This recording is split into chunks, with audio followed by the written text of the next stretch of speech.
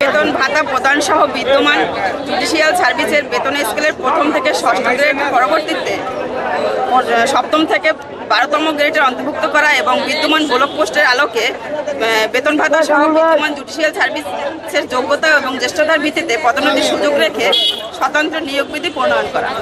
বাংলাদেশের 64 জেলায় একযোগে 20,000 সহায়ক আদালত সহায়ক কর্মচারীরা এই কর্মসূচি পালন করতেছে। আর এই ধারাবাহিকতা বরিশালেও আমরা পালন করতেছি।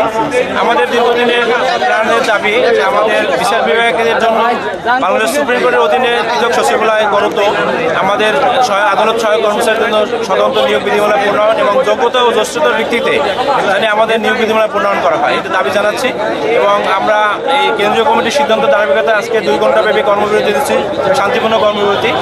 এবং আমরা আশা করি আমাদের মাননীয় প্রধান বিচারপতি মহোদয় এবং মাননীয় প্রধান উপদেষ্টা মহোদয় দৃষ্টি আকর্ষণ করছি, তারা আমাদের দাবি দেওয়ার বিবেচনা করবেন এবং পরবর্তীতে যদি আমাদের কেন্দ্রীয় কমিটির যে কোনো সিদ্ধান্ত নিলে তার আমরা এক সম্মত জ্ঞাপন করতেছি এবং আমরা সেই কেন্দ্রীয় কমিটির সিদ্ধান্তের আলোকে আমরা যে কোনো কর্মসূচি গ্রহণ করতে আমরা প্রস্তুত আছি। আসলে আমাদের এটা যেহেতু আমাদের বিচার বিভাগ নামে মাত্র স্বাধীন হয়েছে, কিন্তু এখনও আমরা বিচার বিভাগের পূর্ণাঙ্গ স্বাধীনতা পাই নাই, কারণ আমাদের আদালতের সহায়ক কর্মচারী 20,000 কর্মচারী।